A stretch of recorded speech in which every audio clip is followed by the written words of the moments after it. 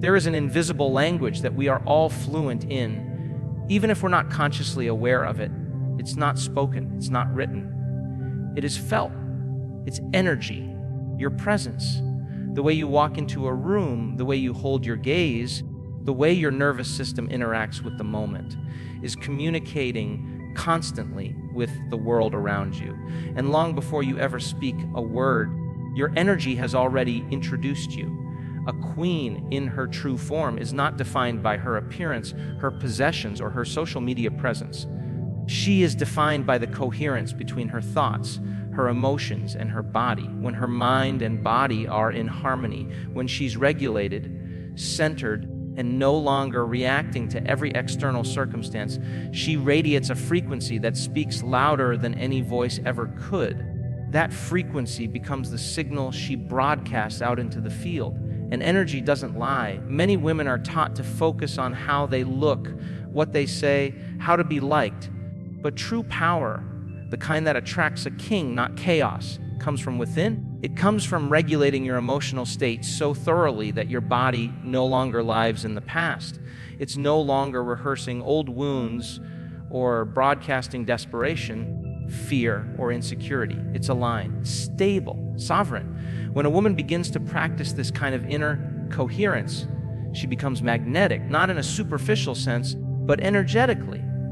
And here's why that matters. Every person, consciously or unconsciously, is picking up on the energy you emit. And that energy is what determines the kinds of people you attract or repel. If you're still living in survival, if your energy is constantly scattered, reactive, anxious, or defensive, you will find that you attract more of the same. That's not because you're flawed. It's because your nervous system is signaling that it is unsafe. And the universe responds accordingly. You'll draw in partners who reflect that frequency. Chaos recognizes chaos. Wounds recognize wounds. And unless you become conscious of this cycle, you'll call it fate or bad luck, when in truth it's resonance. Now contrast that with the woman who has done the inner work. She has taken time to sit with herself, to quiet the mind, to reconnect with the wisdom of the body. She no longer needs attention to validate her. She no longer performs for approval. Her power lies in her presence. She knows who she is without needing to prove it.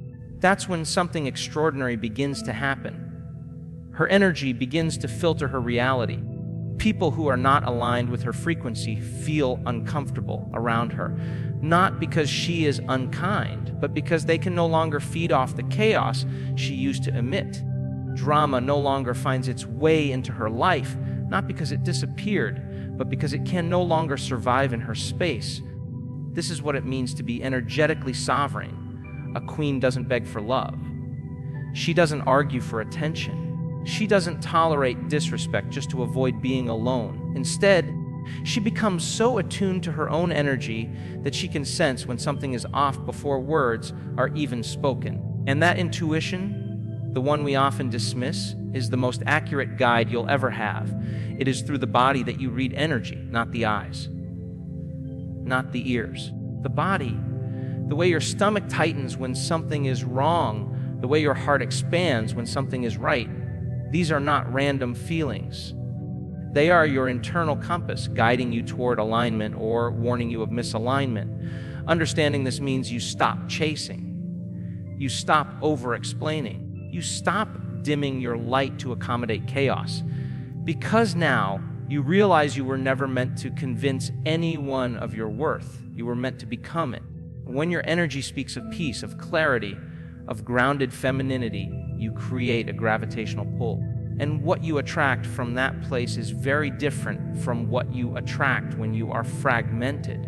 A man who has done his own work, who has stepped into his masculine integrity, will recognize that frequency immediately. Not because of what you say, but because of how he feels in your presence. He won't feel the chaos. He'll feel the calm. And because his grounded energy will naturally be drawn to yours. This is how kings find queens, not through pursuit and performance, but through alignment and resonance. So the question is not, why do I keep attracting the wrong people? The real question is, What is my energy broadcasting right now? Your energy is your signature. It is your truth. It's the vibration behind your words, the intention behind your silence, the emotion behind your stillness. And once you begin to master it, you'll find that you no longer need to chase anything, because everything aligned with your energy will begin to find you.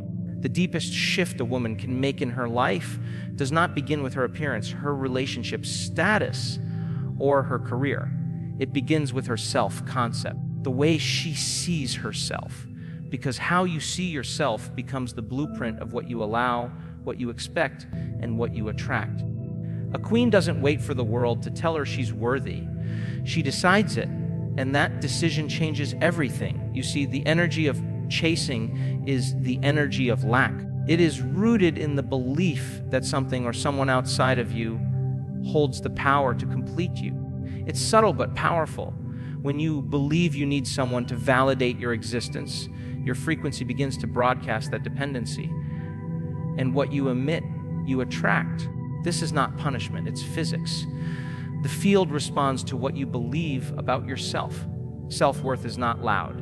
It doesn't need to announce itself.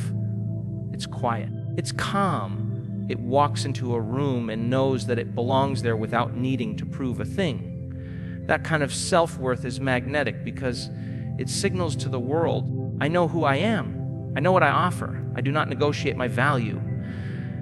And when that belief is encoded into your nervous system, not just as a thought, but as a feeling, you become a magnet for everything that is aligned with your wholeness.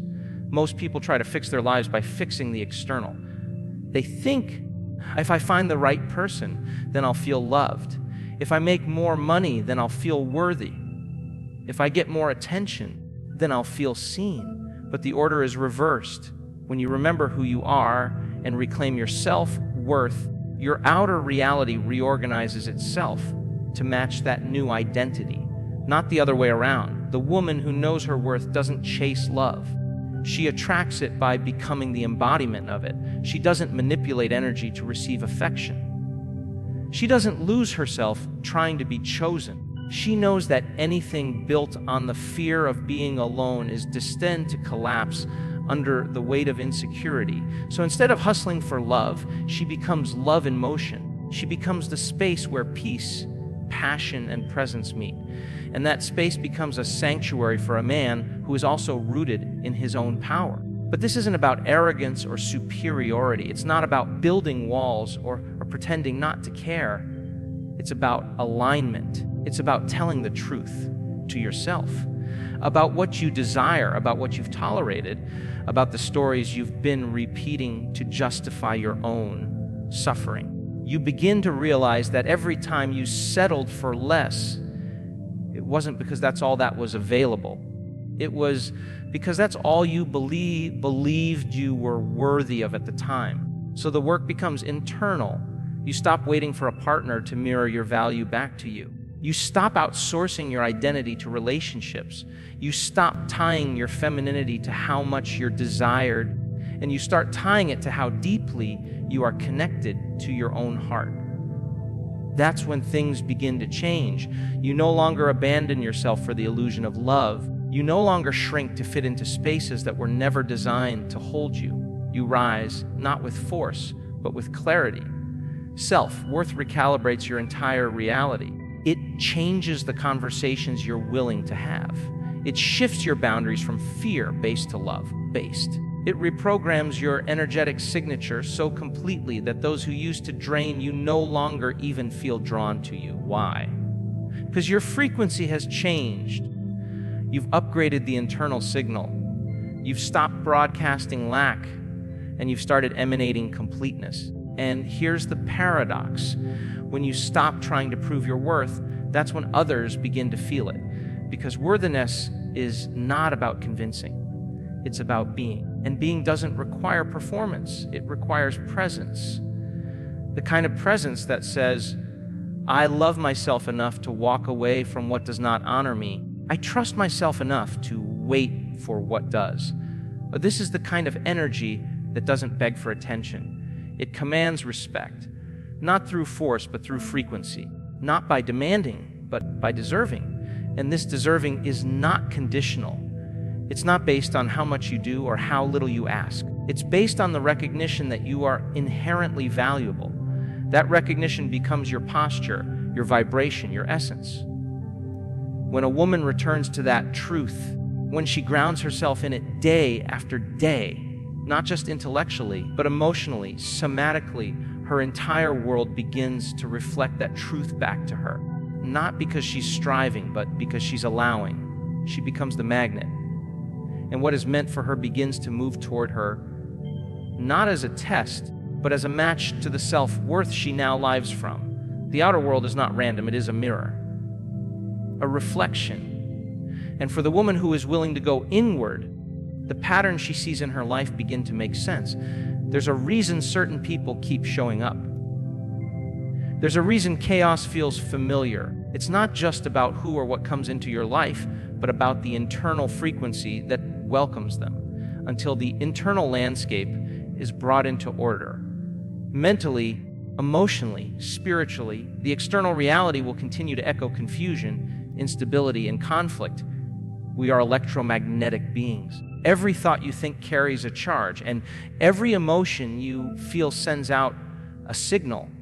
When your thoughts and emotions are disorganized, when your inner world is clouded with unresolved pain, fear, and contradiction, your energy reflects that disorder. And the external world doesn't ignore that signal. It responds to it. The people you attract, the situations you find yourself in, even the challenges you keep facing, they all point to something deeper within you seeking alignment. For many, chaos becomes a comfort zone. Not because it feels good, but because it feels familiar. When you've lived in emotional turbulence, inconsistency, or abandonment, your nervous system becomes wired for survival. It looks for patterns, even unhealthy ones, just to feel a sense of normalcy. This is why a woman may say she wants peace, love, and safety, but continues to attract drama, uncertainty, and neglect. Her body doesn't recognize peace as safe. It recognizes chaos as home. But here's the truth: you don't attract what you say you want. You attract who you are being energetically. And who you are being is deeply influenced by your unconscious patterns.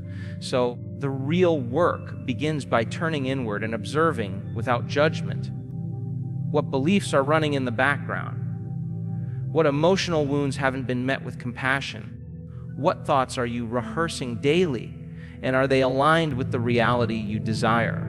A queen knows that she cannot control every external circumstance, but she can take full ownership of her internal state.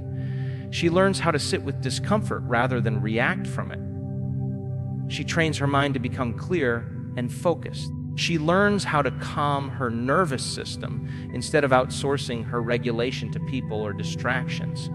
This is not about perfection, it's about presence. And presence is what organizes chaos.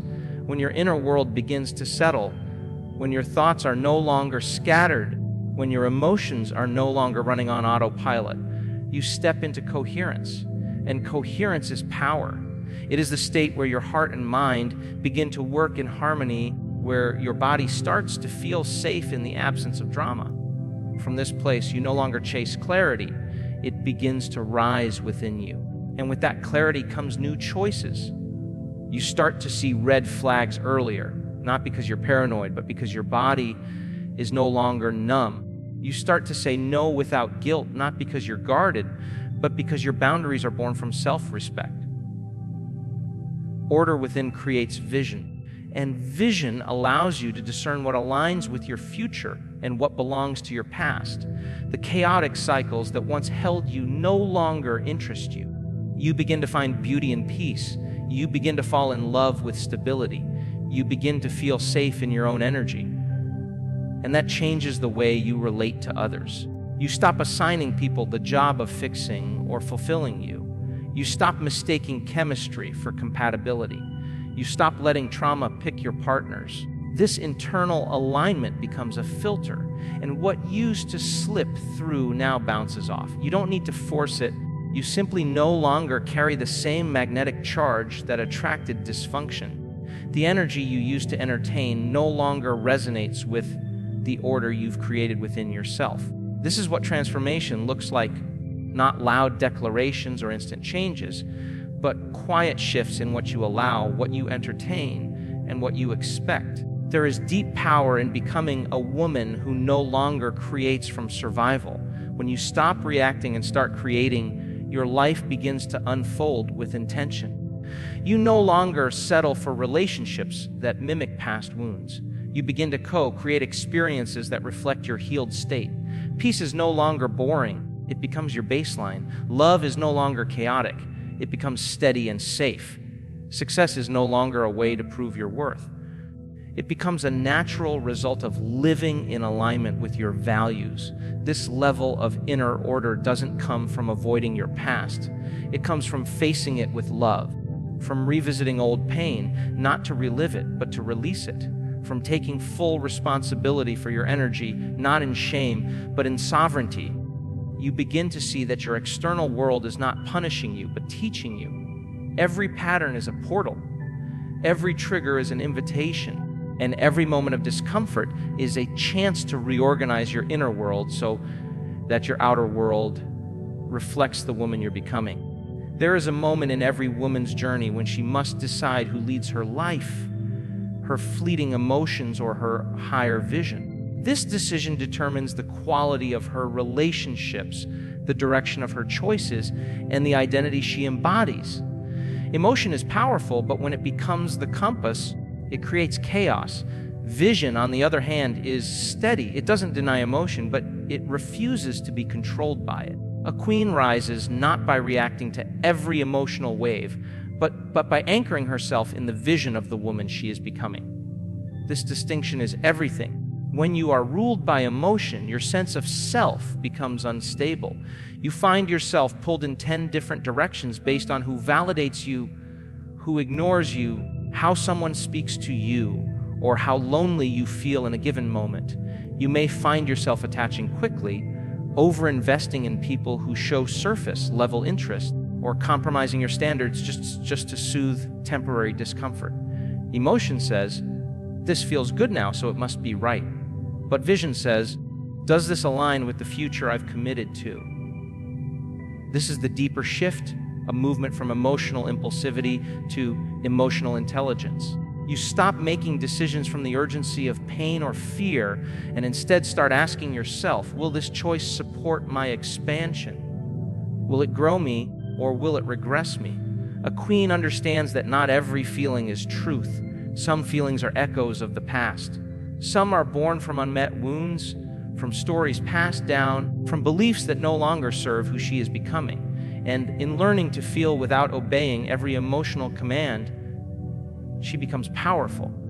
There's nothing wrong with emotion. Emotion is feedback. It tells you when something is off. It shows you where healing is needed. But it was never meant to take the lead. When emotion becomes the leader, you may find yourself falling for potential rather than reality, staying in cycles that feel familiar, but unsafe or sabotaging opportunities because they don't feel as dramatic as the chaos you're used to. Emotion wants comfort. Vision wants truth. And the path of the queen is the path of truth, even when it's uncomfortable. Leading with vision requires a deep connection to self. You must know what you stand for, what you desire, and what you are no longer available for. This kind of clarity doesn't come from the outside world. It comes from solitude, from silence, from sitting with yourself long enough to distinguish between the voice of your intuition and the voice of your insecurity. Intuition speaks from calm. Insecurity screams from fear. And learning the difference allows you to pause before reacting and ask, is this coming from the highest version of me or from the part of me that still needs to be seen? When a woman begins to lead with vision, her relationships change. She stops chasing attention and starts choosing alignment. She no longer needs a partner to rescue her from her loneliness because she's built a relationship with herself. She's not impressed by chaos disguised as passion. She's not seduced by inconsistency that feels like chemistry. She's not looking to be completed. She's looking to be matched. And only someone who is equally rooted in their vision can meet her where she's going, not just where she's been. This kind of woman intimidates those who are led by emotion because she no longer reacts to the games. She no longer gets pulled into power struggles. She doesn't explain her worth or argue with confusion. Her clarity becomes her boundary. Her peace becomes her power. And that kind of presence reveals the emotional immaturity in others. Some will try to challenge it. Others will try to diminish it. But those who are aligned with their own vision will recognize it. They will respect it, and they will rise to meet it. The shift from emotion to vision is not about becoming cold or detached. It's about integrating the heart with the mind, feeling fully but choosing wisely, loving deeply but not abandoning self. It's about holding the vision of your future so clearly that you are willing to walk away from anything that dims it, even if it once felt like everything you wanted. This is where emotional mastery begins, not in suppressing what you feel, but in honoring it without being led by it. In this space, discernment sharpens. You no longer confuse temporary connection with long-term alignment. You recognize that some people are only meant to teach you how not to abandon yourself. And instead of clinging to them out of fear, you thank them and let them go. You realize that peace is not found in the intensity of emotion, but in the clarity of vision. And in that clarity, you begin to attract people, opportunities, and relationships that are not just emotionally stimulating, but spiritually aligned, mentally expansive, and grounded in purpose. A queen with vision becomes untouchable to anything that is not rooted in truth. She lives with intention, she loves with boundaries, and she creates from clarity. Her vision leads her, and everything else follows. There is a quiet power in the woman who is whole within herself, a stillness that doesn't need to prove, chase, or persuade. She has moved beyond the performance of femininity and into the embodiment of it.